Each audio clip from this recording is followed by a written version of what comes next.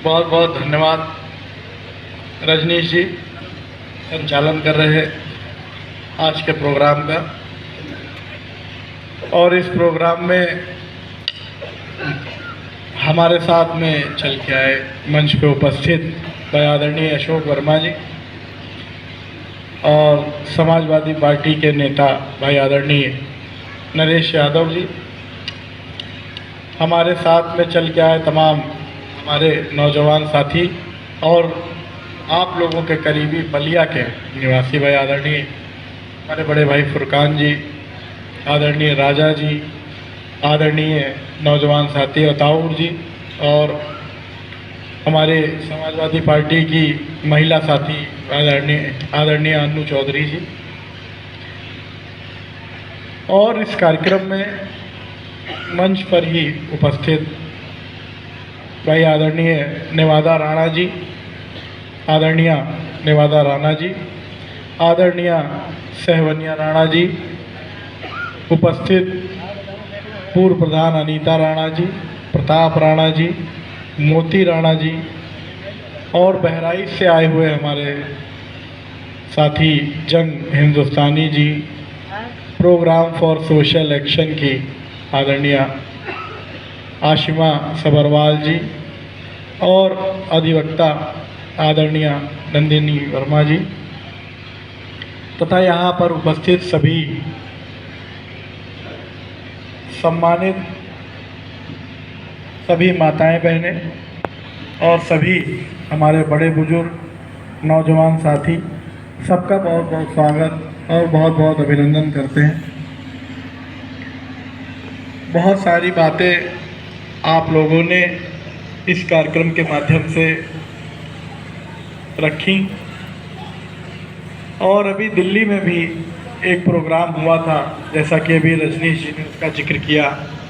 जो सेमिनार था उसमें कई राज्यों के साथी आए हुए थे, प्रतिनिधि आए हुए थे और वो सेमिनार का उद्देश्य यही था जो आज ये प्रोग्राम हो रहा है, जिसका यही उद्देश्य है कि ये जो वन अधिकार, जो अधिनियम लागू किया गया, जो अधिकार आप लोगों के हैं, जो आप लोगों को दिए गए, कहीं ना कहीं आज भी 2024 चल रहा है, उसका पूरी तरह से पालन आप नहीं हो पाया, लागू नहीं हो पाया और आप लोग उन अधिकारों से आज भी वंचित हैं। आप लोगों ने अपना प्रतिनिधि हमें चुना, सांसद बनाया और आप लोगों की ही ताकत से, आपके वोट के अधिकार से ही हम सांसद बने, हमें ताकत मिली। और जो आज आपने हमें ताकत दी है संसद में बोलने की, इस क्षेत्र की समस्याएं उठाने की, वो आप लोगों की ही ताकत है और हमें बड़ी खुशी है और आप लोगों से विशेष लगाव भी है। और वो लगाव इसलिए है क्योंकि अभी जब चुनाव हुआ लोकसभा का, तो उसमें करीब करीब सभी वोट आप लोगों ने देने का काम किया। सभी वोट आप लोगों ने दिया, एक तरफा वोट देने का काम किया। और अब हमारी भी जिम्मेदारी है कि आपकी जो समस्याएं हैं और जो हमेशा से, अगर आज़ादी के बाद की भी अगर बात करें तो आज भी आप लोग अपने अधिकारों के लिए आज भी संघर्ष कर रहे हैं और हमेशा इस संघर्ष के दौरान, अपने अधिकारों को मांगने के दौरान जो अन्याय आप लोग झेलते आ रहे हैं वो बहुत ही दुखद है। और आप लोगों की समस्याओं से, जो मूल समस्या है आपकी कि किस वजह से आपको आपके अधिकार नहीं मिल पा रहे हैं, जंगल के जो अधिकार हैं जो आपको मिलने चाहिए, उनसे हम पूरी तरह से वाकिफ़ हो चुके हैं। एक एक समस्या आपकी हमें जानकारी हो गई, कौन कौन से आपके अधिकार हैं उनके बारे में हमने जानकारी करी है। और जब भी इस तरह के आपके अधिकारियों के लिए जब भी सेमिनार होता है तो उसमें हम ज़रूर जाते हैं दिल्ली में अभी सेमिनार हुआ था, उसमें हम गए थे।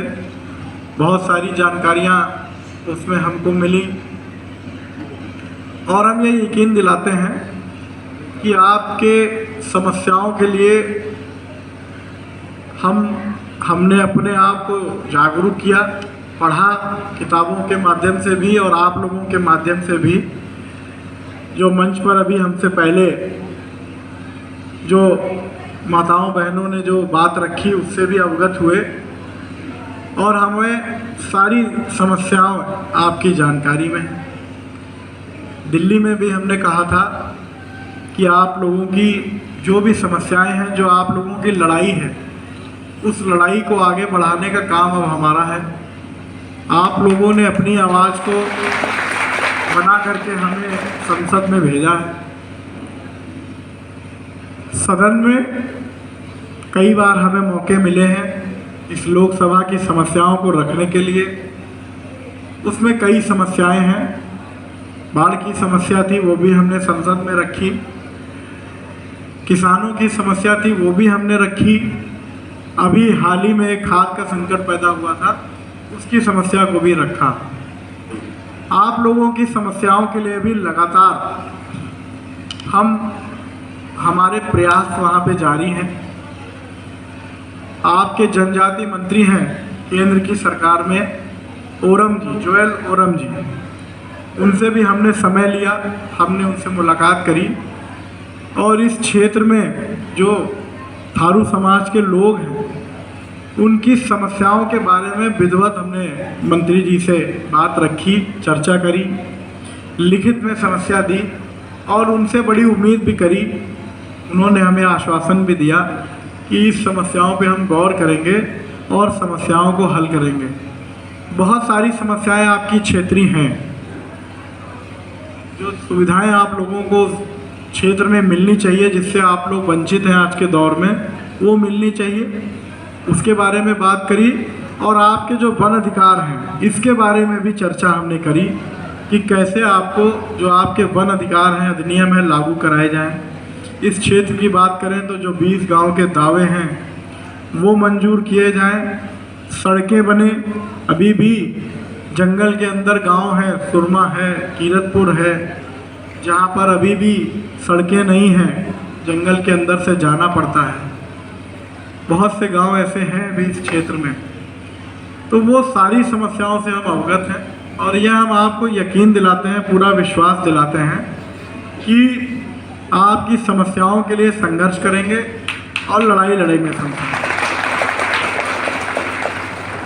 और जब भी आपकी समस्याओं को उठाने का मौका मिलेगा, हमें पूरा विश्वास भी है कि बहुत जल्दी हमें मौका मिलेगा सदन में बोलने का और आप लोगों की समस्याओं को रखने का, तो बहुत ही मजबूती के साथ में आपके जो वन अधिकार हैं उनके लिए और उसके अलावा भी जो भी समस्याएं हैं, जो भी आपके नैतिक अधिकार हैं, जंगल में जो भी संसाधन पर आपका हक है, अधिकार है, उनके लिए हम लड़ाई लड़ेंगे और मजबूती से उनकी आप लोगों की बात को हम उठाएंगे।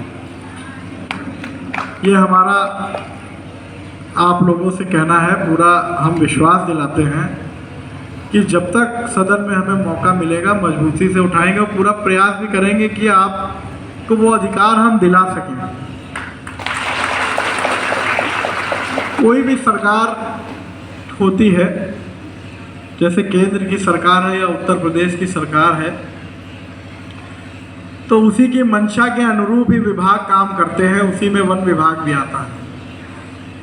हम आपको बताना चाहते हैं कि जिस दिन सरकार चाहे केंद्र की हो चाहे राज्य की सरकार हो और वो मन बना ले कि हमें जो अपने आदिवासी लोग हैं, जो आदिवासी जनता है, इनको अधिकार दिलाने हैं, तो उसी दिन आपको अधिकार मिल जाएंगे। कोई भी वन का अधिकारी, उसके अंदर हिम्मत नहीं है कि वो सरकार के अनुरूप, मंशा के अनुरूप वो आपका उत्पीड़न करे। तो कहीं ना कहीं हमें लगता है कि सरकार की मंशा पूरी तरह से आज तक नहीं हो पाई कि आपके अधिकारों को दिलाएं, लेकिन सरकार का ध्यान आकृष्ट करेंगे और सरकार पे दबाव बनाएंगे कि आपके अधिकार आपको मिले।